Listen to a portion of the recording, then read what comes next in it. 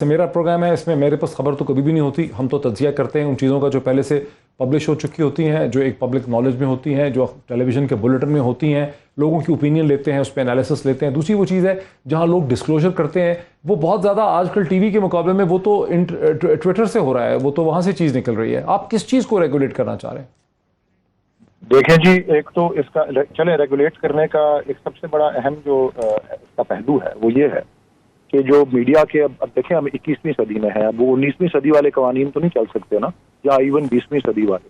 تو ایک تو یہ ہے کہ میں آپ کو اب گنوا دیتا ہوں کہ کتنے سارے مختلف اداروں میں سکیٹرڈ ہے یہ اس کو ریگولیٹ کرنا. اب یہ میرے سامنے ہے، یہ پیمرا تو ایک ادارہ ہے، اس کے بعد پریس کاؤنسل آف پاکستان دوسرا ہے، central board of film censors تیسرا ہے، آپ کا پریس رجسٹرار آفس چوتھا ہے، آڈٹ بیورو آف سرکولیشن پانچواں ہے، implementation tribunal for news papers employees یہ چھٹا ہے. تو یہ ایک سارے ان کو اس طرح کے تمام اداروں کو جو ایک دوسرے سے ریلیٹڈ ہیں لیکن علیحدہ علیحدہ کام کر رہے ہیں، ان کو کنسالیڈیٹ کرنا تو ایک قانون کو امپروو کرنے کے مطابق ہوتا ہے. تو ایک تو اس کا یہ جو ہے. اچھا، میں آپ سے ایک اسپیسیفک ایگزامپل پوچھ لیتا ہوں. ٹویٹر پہ کوئی بین الاقوامی جرنلسٹ یہ لکھ دیتا ہے، یہ کوئی بندہ ڈنمارک سے یہ لکھ دیتا ہے کہ پاکستان کے پرائم منسٹر نے رات کو CIA کے ڈائریکٹر سے ملاقات کی یا امریکہ کے فورن منسٹر سے ملاقات کی. پاکستان میں وہ خبر نہیں ہے میڈیا کے پاس، لیکن اس کے بعد میڈیا کے پاس وہ خبر آ جاتی ہے. ٹویٹر انٹرنیشنل پلیٹ فارم ہے، آپ اسے کنٹرول کر بھی نہیں سکتے.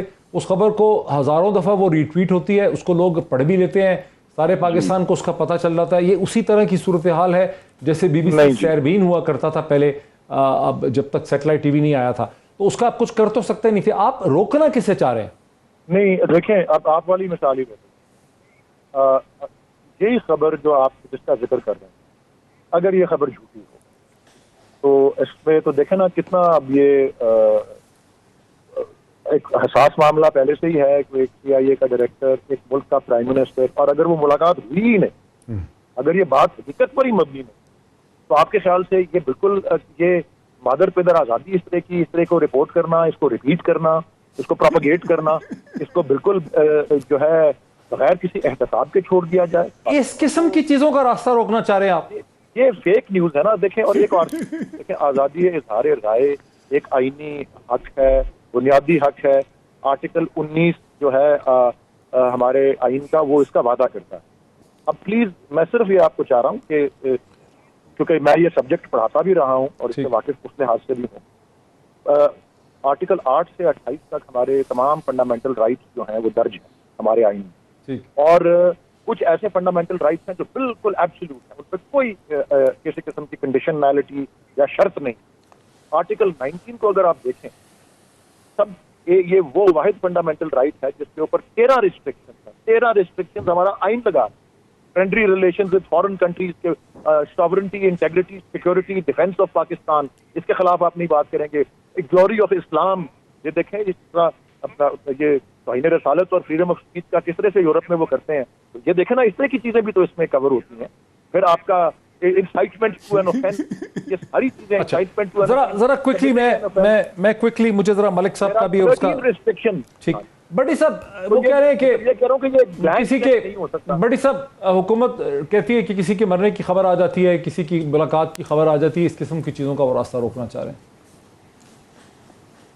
ڈاکٹر صاحب مجھے ہنسی آ رہی ہے کہ میرے محترم بھائی کہہ رہے ہیں پڑھاتے رہے ہیں، اللہ انہی کا حافظ ہو جنہیں یہ پڑھاتے رہے ہیں. ایک غلط فہمی اور نیوز کا انہیں شاید مطلب ہی نہیں پتا، خبر کہتے کس کو ہیں. پہلے تو مجھے یہ خبر کی ڈیفینیشن کر دے، میں ان کو استاد مان لوں گا.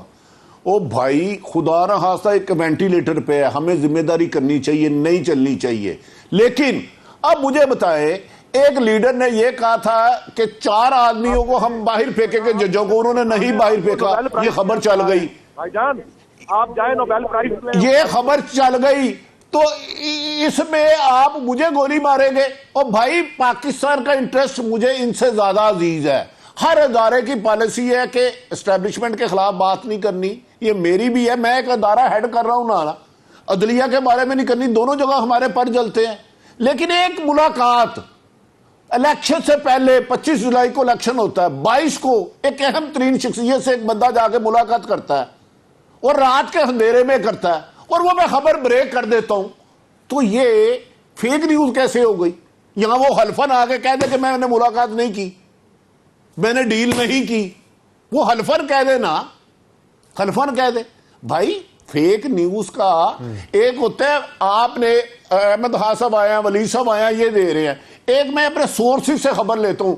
احمد صاحب ایک کابینہ کی میٹنگ کر رہے ہیں، ان میں منسٹر میرے دوست ہیں، ہمیں خواب تو نہیں آتا، غیب کا علم تو نہیں ہوتا، انہی میں بیٹھے کچھ لوگ ہمیں خبر دیتے ہیں. اب وہ خبر دے دیں، کل کو آپ کہیں مجھے سورس بتاؤ تو میں پاگل ہوں، میں سورس بتا دوں. ملک احمد خان تو میرا ساری عمر فون نہیں سنے گا، وہ میری تے اندر دی گل ہے دستی تو میں میاں صاحب کو ڈانٹ پوا آتی. یار یہ ہو can it possible? D G کابینہ کی میٹنگ ہے، ہم صحافی تو نہیں بیٹھے ہوتے، ہم خبریں دیتے ہیں، لیکن ہمیں غیب کا علم نہیں آتا، یہی دیتے ہیں. اچھا ایک منٹ میں لے لوں، میرے پاس 2-2.5 منٹ ہے خالی. کہتے ہیں کس کو ہے؟ میرے پاس 2-2.5 اچھا منٹ ہے. دوسرا آخری سیکنڈ، اور جو جعلی ریٹنگ جعلی ٹی وی ریٹنگ نہیں روک سکی، وہ فیک نیوز کیا روکے گی؟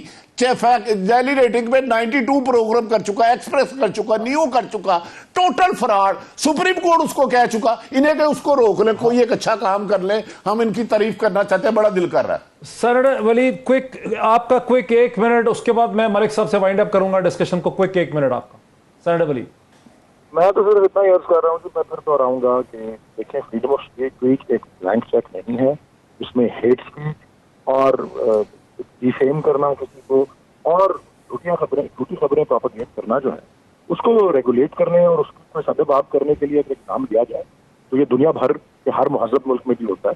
دیر is nothing out of the ordinary, کوئی غیر معمولی بات نہیں. جناب ملک صاحب نہیں دیکھیں، یہ جو پرسپیکٹو بھٹی صاحب آپ نے بہت دیر بڑی پیشنس سے سنا ہے ایک آپ کی کمپریہنسو پوزیشن. ان دونوں کی ایک بڑی اچھی بات چیت چل رہی تھی اور دونوں کا پوائنٹ آف ویو جو تھا وہ اس میں دیر واز لٹل، کہ بھٹی صاحب جو بات کہہ رہے ہیں وہ اپنی سبسٹینس اس لیے ان کی کیونکہ ان کا ایک جرنلسٹک پوائنٹ آف ویو سے وہ سمجھ رہے ہیں کہ آزادی اظہار، اور جو آزادی اظہار ولید صاحب بتا رہے ہیں وہ آزادی اظہار ذرا اس کی دونوں کی اپنی تشریح مختلف ہو جائے گی. یہ جو قانون ہے یہ بیسکلی صحافتی خبروں پر ایک کنٹرول گورنمنٹ کا پرووائڈ کرنے کا میکنزم باہر ہے، جس کے ساتھ آپ حکومت کے خلاف خبر نہیں دے سکتے. موٹی بات تو یہ، اور اگر یہ حکومت کرنا چاہ رہی ہے تو یہ تو کسی بھی مارشل لا کے نظام سے بھی برا نظام ہوگا. اور گارب کیا ہے کہ دیکھیں فلم سینسر بورڈ یا جو امپلائیز کے لیے کوئی ٹریبیونلز ہیں تو وہ تو آلریڈی سارے منسٹری آف انفارمیشن کے تحت ہی کام کر رہے ہیں. اور اگر آپ اس کو کنسولیڈیٹ کر کے کسی کو آپ کیا چیئرمین نیب جیسے اختیارات دینا چاہ رہے ہیں کسی ایک شخص کو، پہلے ایک وہ نہیں اکاؤنٹیبلٹی کا بھلا جو کر رہے ہیں وہی پھر آپ میڈیا کا کر دیں گے، ایسا ہی ہوگا. بہت شکریہ جناب عارف حمید بھٹی صاحب کا بھی، ملک احمد خان صاحب کا بھی، سینیٹر ولید اقبال صاحب کا بھی. ضرورت غالباً اس چیز کی ہے کہ حکومت جو ہے اپنے تمام تر مجوزہ جو تجویز کیا ہوا جو ریکمینڈڈ قانون ہے اس کو بلیک اینڈ وائٹ میں شیئر کرے میڈیا کے ساتھ، سول سوسائٹی کے ساتھ، تاکہ اس مسودے کے اوپر کھل کے ایک بحث ہو سکے، section by section, paragraph by paragraph, word by word, تاکہ پتہ چل سکے کہ حکومت کا مدعا اور انٹینشن کیا ہے، کس حد تک اس میں کوئی پریکٹیکلٹی ہے اور کس حد تک وہ پاکستان میں واقعی آزادی صحافت اور فریڈم آف ایکسپریشن کے لیے ایک خطرہ ہے. آج